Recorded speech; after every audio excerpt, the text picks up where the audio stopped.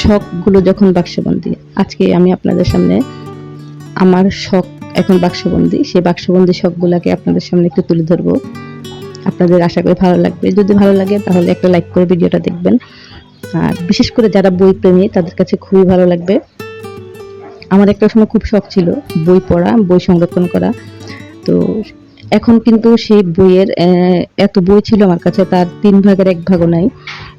বইগুলো আসলে কেউ হয়তো পড়তে নিয়েছে আর দেয়নি, কেউ হয়তো আমি হয়তো কাউকে গিফট করেছি, এরকমও গেছে। আবার দেখা যায় কেউ আসছে, এই বইটা আমার ভালো লাগে, এটা আমি নিয়ে যাই, এভাবে করে নিয়ে গেছে। আবার কিছু বই চুরিও হয়েছে। যেহেতু আসলে আমার বুক সেলফটা অনেক বড় ছিল, সামনের রুমে ছিল, কেউ একটা আসলে দেখা যায় যে হয়তো সে নিয়ে গেছে হাতে করে, এরকমও হয়েছে আর কি। তো যার জন্য বই কিনতে কিনতে এখন দেখা যায় 3 ভাগের 1 ভাগ বই আছে আমার কাছে। তো আজকে বইগুলো পরিষ্কার করতেছিলাম, ভাবলাম আপনাদের সামনে একটু দেখাই।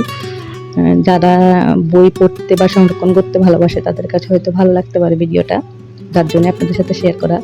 তো এখানে আমার নিজের কিছু বই আছে আর কয়েকটা বই আছে যেটা আমার বাবার।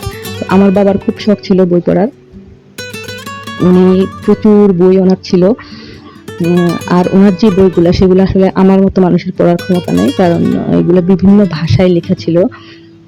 ওই ভাষা আমি পড়তেও পারি না অনেক সময়। আর ওনাদের আমলের যে ইংলিশটা বেশিরভাগ দেখা যায় উনি ওনার কাছে রাশিয়ান ইংলিশের কিছু বই ছিল, আমেরিকান ইংলিশ, তারপরে ব্রিটিশ ইংলিশ। তো এই ইংলিশেরও কিন্তু দেখা যায় অনেক রকম ভাগা ছিল ওনার কাছে ছিল। এই যে বইটা দেখাচ্ছি এগুলো কিন্তু আমার বাবার।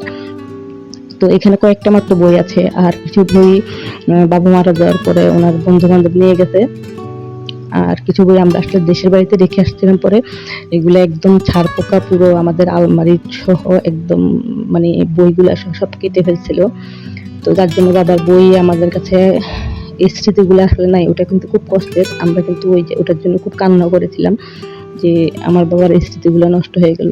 তো এই বইগুলো আসলে এত কঠিন ভাষা, যেটা আমি পড়তেও পারি না আর কি, এই ইংলিশগুলো জানি কেমন। তো যাই হোক, আজকে আপনাদের সাথে আমি আমার বইয়ের সংরক্ষণটা তুলে ধরবো। আর যারা বই পছন্দ করেন বা যাদের কাছে বইটা খুব ভালো লাগে, পড়তে ভালো লাগে বা আছেন, তারা কিন্তু অবশ্যই একটা কমেন্ট করে জানিয়ে যাবেন কার কি বই পছন্দ। আর সবাইকে একটা কথা বলতে পারি, আসলে বই কিন্তু সবচেয়ে বড় একটা বন্ধু। আপনি যখন সময় পাবেন বই পড়বেন, বই পড়লে কিন্তু অনেক কিছু জানাও যায়, বোঝাও যায়। আর এইটা আপনাকে জ্ঞান বাড়াতে, বৃদ্ধি করবে, কমাতে নয়। এই জিনিসটা কিন্তু সবসময় মাথায় রাখবেন। বই কিন্তু এমন একটা বন্ধু কি, যেটা কিন্তু কখনোই আপনার সাথে থেকে যাবে না।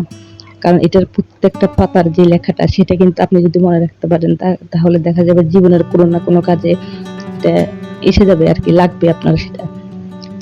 তো যাই হোক, আপনারা কিন্তু অবশ্যই আমার ভিডিওটা দেখে একটা কমেন্ট করবেন আমার বইগুলো আপনাদের কেমন লাগলো, আপনাদের কার সংরক্ষণে কি বই আছে সেটাও জানাতে পারেন। আমি আমার বাবার বইটা দিয়েই আপনাদেরকে দেখানো শুরু করলাম। তো চলুন দেখি।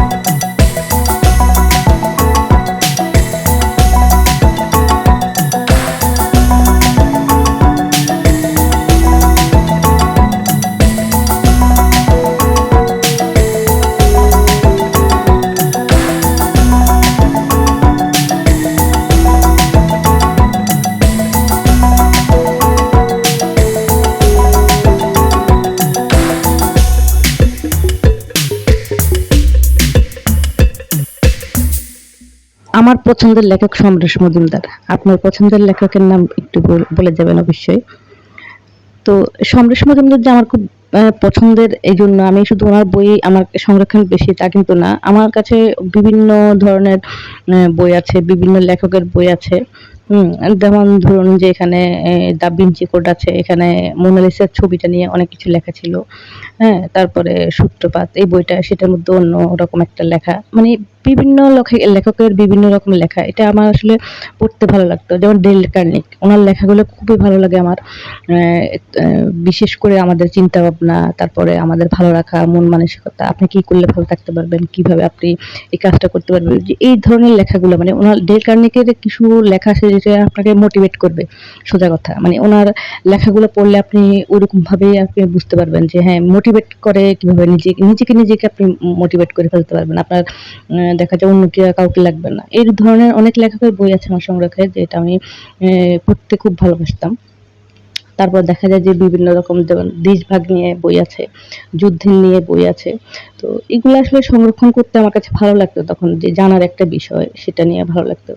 তারপরে দেখা যায় আমার খুব পছন্দের একটা বই হলো সেটা হলো সমরেশ মজুমদারের যেই 'সাতকাহন'। তারপরে দেখা যায় সুনীল গঙ্গোপাধ্যায়ের 'পার্থিব', তারপর 'পূর্ব পশ্চিম'। তো এই বইগুলা কিন্তু আসলে এগুলা পড়লে আপনি যখন পুরো পাঠগুলো পড়বেন তখন বুঝবেন যে এটার মধ্যে যে শুধু যে মানুষের কথা লেখা আছে তা না, দেশের কথা লেখা আছে, আমাদের কালচার, আগের দিকে মানুষগুলা কিভাবে চলতো, কিভাবে আমাদের মানে চলাফেরা, খাওয়া-দাওয়া থেকে শুরু করে প্রত্যেকটা জিনিসের কথা লেখা থাকে। তো এই ধরনের বইগুলা কিন্তু আসলে আমার কাছে বেশি ভালো লাগতো। আর স্পেসিফিকলি যদি বলি আমি যে সেটা হলো যে একটা মানুষের জীবন নিয়েও অনেক বই আছে যেগুলো পড়তে ভালো লাগে। হ্যাঁ? আর কিছু বই আছে যেগুলো আসলে আমরা অনেক সময় হারিয়ে ফেলেছি। ওই বইগুলোকে আমি সংরক্ষণ করে রেখেছি যাতে এগুলো থাকে আমার সংরক্ষণে। এই আরকি। তো আপনি অবশ্যই জানাবেন আপনার পছন্দের বই, লেখক কে? আর দেখতে থাকুন আমার সংরক্ষণের কি বই আছে।